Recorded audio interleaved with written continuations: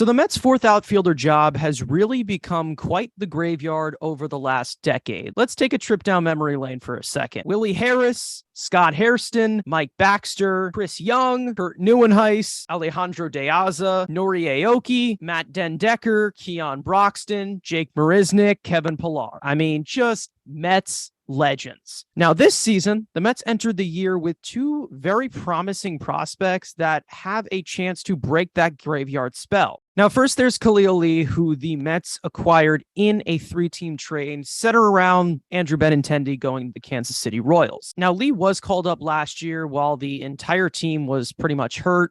Took him about 10 plate appearances to make actual major league contact, but he did show very great promise defensively. And then there's Nick Plummer, former first-round pick by the Cardinals in 2015. He kind of flopped from the beginning, but he did have a breakout year last season in Double-A. He benefited a lot from 2020 quarantine, and he signed as a minor league free agent this offseason with the Mets. Now, we do have other fourth outfielder options like Jake Mangum and Carlos Rincon, but these guys have not really played a major league game yet. Lee and Plummer have made actual impressions this year in small samples. Now, with the years of control that they both have, they can both be pieces to the Mets' long-term plans. It all depends on how they want to look at it. Now, Khalil Lee was sent down to AAA yesterday for Yohan Lopez. They wanted an extra arm, but it's not like we've seen the last of Khalil Lee. So you look at Khalil Lee and Nick Plummer, who has a better chance of making a huge impact on this major league roster going forward in the next 3-5 years? Obviously, if you know, I'm going to be completely biased because I've made videos about these guys being acquired. One of those videos had 1,000 views. Pretty nice. The other one is sitting at close to 8,000 views. So I'm going to be completely biased here. And speak of the devil, Springfield Cardinals legend Nick Plummer. I was genuinely shocked when the Cardinals just let him go after the great year in Springfield, and obviously. But when I saw the name, the Mets signed Nick Plummer, I'm like, wait a minute. Is that the Plum Dog from Springfield? And I'm like, sure as shit, it was that Nick Plummer. And the Cardinals, they historically have given up talent for nothing in lopsided trades. They're a great organization, but yet they have let a lot of great pieces through the crack, just letting talent walk. And Plummer, again, like I said, former first-round pick, has the pedigree, obviously flopped, changed. Obviously, COVID was a big deal with him, being able to sit with the front office and say, hey, their analytics group definitely will improve going into the 2020 season. And then obviously he has his best year of his career. And if you look at two big league ABs in careers, Plummer has made more contact. I think Khalil Lee is definitely a better defensive player than the two. I think Plum Dog is just going to be, your capable right fielder, left fielder. I think we saw one in Atlanta. We saw his arm on display. But if I'm picking one of the two, I'm going with Plum Dog Millionaire, Springfield Cardinals legend. Now, as I see Nick Plummer, I definitely do have a little bit more of an attachment to that because there is a swing that he has that is very similar to a certain Met. Won't get into that. I'll probably put some kind of comparison on the screen. Might as well. Personally, I do think that Plummer is more of the safe bet. He was a first-round pick. He does have that first-round pick potential. Like we've said, he kind of invested into the more analytics department. And that's kind of something that you do when you really want to get better at your game. Whether you like these advanced numbers or not, they can be very helpful going forward. I think the upside for him offensively is fantastic. I have never really seen somebody come out of nowhere like this and hit major league pitching like he has done in this small sample. Granted, he has not really gotten much of the results. I'm pretty sure he's like 4 for 20 right now. But when you look at his hard hit rate right now, 46.7%. I mean, this guy is able to put the ball in play. He's able to make really good contact with it. And something that I've really realized with Nick Plummer is that they've really focused on that launch angle type of swing with him. He really looks like he has that fluent major league type of swing where he can place the ball anywhere on the field. And I think the bat speed is something that really puts him over Khalil Lee overall as an offensive player. Now, Khalil Lee, I would say that it's possible that he does have a higher ceiling only because he's a little bit younger. And I do believe that his raw power is something that you really should not take for granted. I really think that he just takes a little too many risks. I just don't think that he's found that kind of identity of what type of MLB player that he wants to be. And that's something that really concerns me because he is 24 years old. When you look at it overall, a team that's in here to win now, they have an outfield that is pretty much filled up. Even though the injuries will come, Nimmo and Marte, I think that Nick Plummer definitely fits into this lineup when you need him to be or when you need him to come off the bench. We've already talked about this team where they put the ball in play, they work counts. Even though we haven't seen much of that from Nick Plummer, I think that he has the good possibility where he can get to that certain approach by Eric Chavez. With Khalil Lee, I just really think he's a little too pull happy. I think he's a little bit too free swinging. It's something that I really don't like.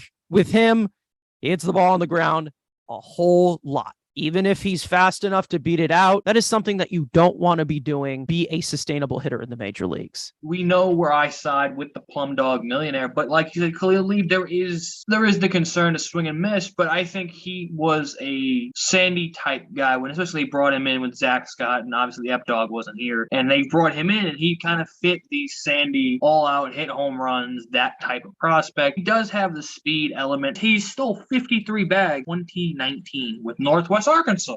I'm not saying, he's Starling Marte, but, he has that ability. Yes, the high ground ball rate, like you said, is a bad thing. Now, Epler has been in taking control. And like you said, he's not a Epler type player. Doesn't walk a lot, swings and miss, crazy uppercut, but he's trying to hit home runs. And obviously, the Mets could use that. Can they harness that to make it the best of his abilities? Going into the season, he was our top outfield prospect. Didn't see the emergence of Alex Ramirez yet. So we're not counting Mark Vientos or Brett Beatty's outfielders. So he was the top outfield prospect. Him, then Plummer, and then Alex Ramirez was a little low. I think he was like 14 to go into the start of the season. Now that has definitely changed. Alex Ramirez is now a top line prospect. If you're telling me who would I rather want, Travis Jankowski or Khalil Lee, I think that maybe he uses the same skill set. Maybe you turn him into Travis Jankowski's role where, hey, he's not making anything. And he has the option to say, hey, he's the pinch runner. If the Mets were to lose an outfielder, which there is a pending UFA center fielder, it just depends who is the GM, either Billy Epler and potentially maybe another. There could be some more front office movement this offseason, so maybe that changed the philosophy again. Plum Dog is a more Epler type guy, and I think Khalil Lee probably maybe gets flipped. I mean, I wouldn't be surprised. I think he's a better hitter than Travis Jankowski power-wise, and obviously he's going to strike out a ton, but hell, he makes contact. It goes a long way. As for Khalil Lee, I think it's really hard to say. I just don't think that there's really a possibility where you can actually have him, developing him into a different type of player. I think the raw talent is the only thing that you can really look at when you're going into the future 3 years, 5 years, guys who have this type of control and have this type of raw talent. I think it really just depends where you really want to go, whether it's more offense, where it's more defense. I personally would like to have both of them up pretty much at the same time, and that decision will be pretty much made through process of elimination. Obviously, it's not ideal to have 5 outfielders up in the major leagues at the same time, but we also had 2 DHs on our bench as well in Dominic Smith and JD Davis. You might as well do the same thing with the outfield position, a position that can provide a lot more value than the designated hitter. At the end of the day, who is more of a major league type of player? I think currently it's Nick Plummer. Can Khalil Lee turn into that major league player? Absolutely. Nick Plummer has really found that type of identity of what type of hitter he wants to be. But both of these guys have the upside and both can be better than the other when it's all said and done. Again, right now it's the Ep Dog, and we love the Ep Dog, but hey, who knows? I mean, in the offseason, there's a new president of baseball ops, so maybe this is a completely different conversation a year from now. But right now, like you said, who you putting the money on? And there's only $1 million money to put it on Plum Dog millionaire Nick Plummer.